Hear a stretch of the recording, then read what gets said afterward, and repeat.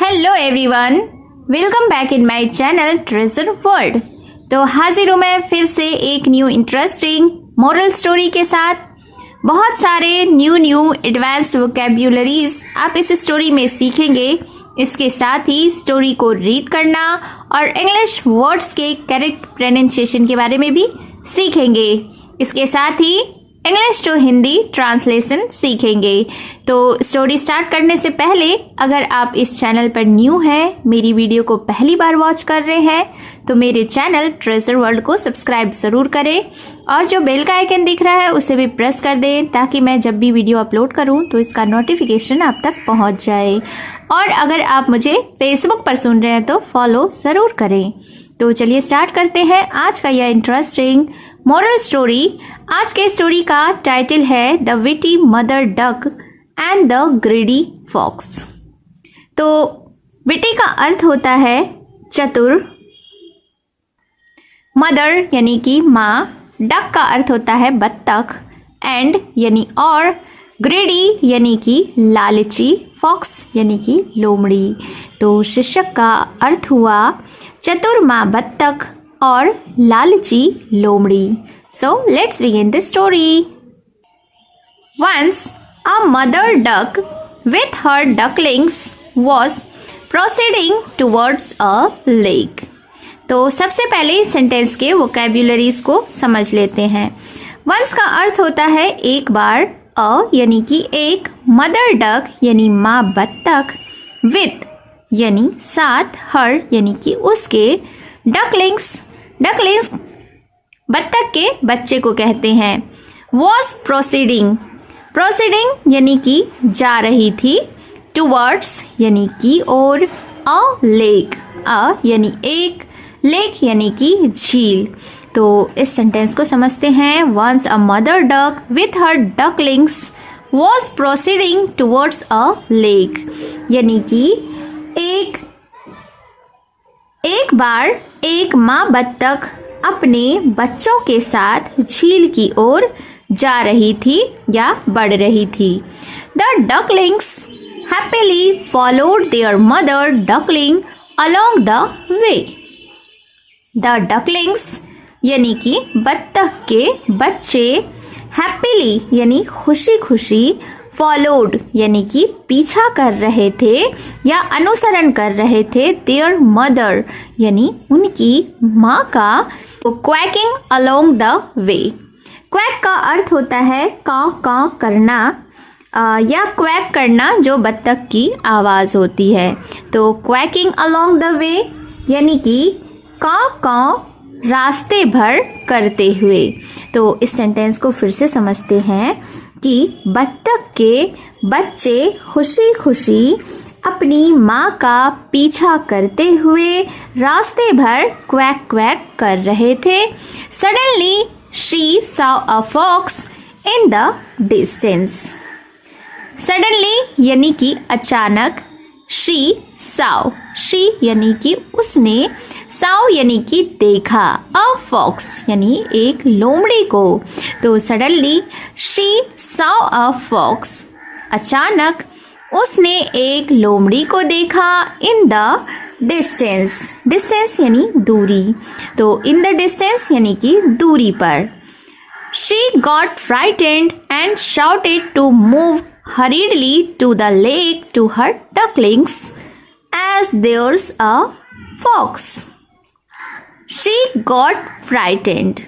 She यानी कि वह, got frightened यानी कि डर गई या भयभीत हो गई, and और shouted चिल्लाई, to move hurriedly. move का अर्थ होता है बढ़ना, hurriedly यानी जल्दी जल्दी, टू द लेक यानी कि झील की ओर, टू हर डकलिंग्स यानी कि अपने बच्चों को, एज देयर्स अ फॉक्स क्योंकि वहाँ एक लोमड़ी है। तो इस सेंटेंस को समझते हैं कि she got frightened and shouted to move hurriedly to the lake to her ducklings as there's a fox. वह डर गई और अपने बत्तख के बच्चों से चिल्लाई कि जल्दी से झील की ओर चलो क्योंकि वहाँ एक लोमड़ी है। The ducklings hurried towards the lake. The ducklings यानी कि बत्तख के बच्चे hurried यानी जल्दी में या भागे towards यानी की ओर the lake यानी झील। तो ducklings hurried towards the lake यानी कि बत्तख के बच्चे जल्दी से झील की ओर भागे। The mother duck pondered what to do. The mother duck यानी कि माँ बत्तख pondered का अर्थ होता है सोच रही थी या विचार कर रही थी। what to do कि क्या करे। तो माँ बत्तख सोच रही थी कि क्या करे। She began to walk back and forth dragging one wing on the ground. She यानी कि वह began यानी शुरू की या शुरू हुई। To walk यानी चलना। back यानी कि पीछे। तो यहाँ से समझते हैं to walk back and forth इसका मतलब होता है आगे पीछे चलना। Dragging यानी घसीटते हुए। One wing यानी एक पंख। On the ground यानी जमीन। On the ground यानी कि जमीन पर।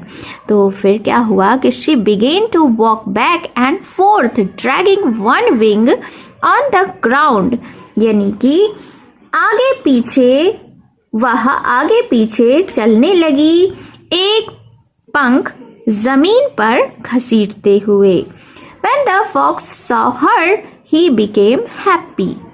When यानी कि जब the fox यानी लोमड़ी ने saw her उसे देखा। he यानी वह became यानी हो गया। happy यानी कि खुश। तो जब लोमड़ी ने उसे देखा वह खुश हो गया। he thought उसने सोचा she seemed to be hurt so I can catch and eat her. अब लोमड़ी ने सोचा कि she यानी कि वह seemed यानी कि प्रतीत हो रही है या दिख रही है। to be hurt यानी कि घायल। so इसलिए I can मैं कर सकता हूँ catch का अर्थ होता है पकड़ना and eat her और eat her यानी उसे खा सकता हूँ।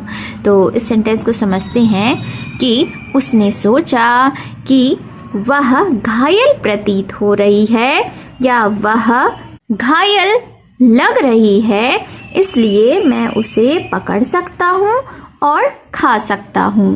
Then he ran towards her. Then यानी कि फिर he ran वह दौड़ा towards यानी की ओर her यानी उसकी। तो then he ran towards her यानी कि फिर वह उसकी ओर दौड़ा। The mother duck ran, leading the fox away from the lake. The mother duck ran यानी कि माँ बत्तख दौड़ी या भागी leading the fox away from the lake यानी कि leading का अर्थ होता है ले जाते हुए। The fox यानी लोमड़ी को away यानी कि दूर from the lake यानी झील से।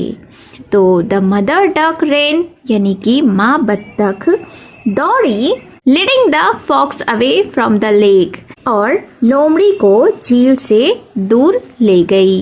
Now the ducklings were safe. They had reached the lake.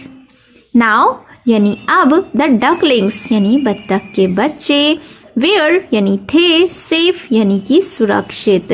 तो now the ducklings were safe यानी कि अब बत्तख के बच्चे सुरक्षित थे। They had reached the lake. They had यानी वे पहुंच चुके थे। They had reached यानी वे पहुंच चुके थे the lake यानी झील पर। Reach का अर्थ होता है पहुंचना। Reached जो कि past tense का है इसलिए पहुंचे थे। She stopped and took a deep breath of relief. She यानी कि वह, स्टॉप्ड यानी कि रुकी, एंड टुक और लिया अ डीप ब्रेथ एक गहरी सांस, ऑफ रिलीफ यानी राहत की। तो फिर क्या हुआ कि she stopped and took a deep breath of relief, वह रुकी और एक राहत भरी गहरी सांस ली। As soon as the fox was coming closer to her, she quickly spread her wings and flew away. As soon as यानी जैसे ही, the fox was coming closer to her. कम का अर्थ होता है आना, क्लोजर यानी कि पास। तो the fox was coming closer to her यानी लोमड़ी उसके नज़दीक आ रहा था, उसके पास आ रहा था। शी क्विकली वह जल्दी से, स्प्रेड यानी कि फैलाया, हर विंग्स अपने पंखों को, एंड फ्लू अवे और उड़ गई। Finally she landed in the middle of the lake and joined the ducklings. Finally यानी कि आखिरकार, शी लैंडेड, शी यानी कि वह, लैंडेड यानी कि उतरी या पहुंची, इन द मिडिल, मिडिल यानी बीच में, इन द मिडिल यानी बीच में, ऑफ द लेक यानी झील के, एंड ज्वाइंड और ज्वाइंड यानी कि मिल गई, द डकलिंग्स यानी बच्चों से। तो फिर क्या हुआ कि अंत में या आखिरकार वह झील के बीच में उतरी और बत्तख के बच्चों के साथ मिल गई। The fox kept staring at them astonishingly. The fox यानी कि लोमड़ी, केप्ट यानी करता रहा, स्टेयरिंग, स्टेयर का अर्थ होता है घूरना, केप्ट स्टेयरिंग यानी कि घूरता रहा, एट देम यानी उन्हें, एस्टोनिशली यानी कि हैरानी से। Moral, all mothers sacrifice for their children first. All mothers यानी कि सभी माएँ, सैक्रिफाइस यानी कि बलिदान करती हैं, फॉर यानी के लिए, देयर यानी कि उनके, चिल्ड्रेन यानी बच्चों के लिए, फर्स्ट यानी सबसे पहले। तो इस स्टोरी का यह मॉरल है, यह सीख है कि all mothers sacrifice for their children first, यानी कि सभी माएँ सबसे पहले अपने बच्चों के लिए त्याग करती हैं या बलिदान करती हैं। तो इस स्टोरी में यूज़ हुए वर्ड्स का हिंदी मीनिंग मैंने इस स्टोरी के डिस्क्रिप्शन में डाला है, वहाँ पर जाकर आप चेकआउट करें और अपने वर्ड्स स्टॉक को बढ़ा सकते हैं। तो कमेंट बॉक्स में ज़रूर बताएं कि आपको यह स्टोरी कैसी लगी, और अगर आपने अभी तक मेरे चैनल को सब्सक्राइब नहीं किया है तो चैनल को सब्सक्राइब कर लें, बेल का आइकन भी हिट कर दें, और अगर आप मुझे फेसबुक पर वॉच कर रहे हैं तो फॉलो ज़रूर करें, और वीडियोस को अपने फ्रेंड्स एंड फैमिलीज़ के साथ शेयर ज़रूर करें। तो मिलती हूँ मैं फिर से एक न्यू इंटरेस्टिंग मोरल स्टोरी के साथ। Thank you for watching.